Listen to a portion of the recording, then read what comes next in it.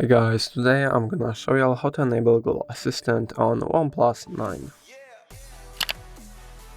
Firstly, hop into settings. Now tap on search bar, Assistant. Now go into Assistant settings, scroll a bit down and go into general.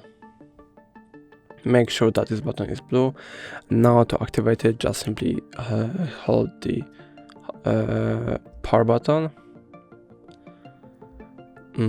Also, you can just, if you have gestures set it up as the navigation of your device, you can just pull from one of the bottom corners to the top, just like this.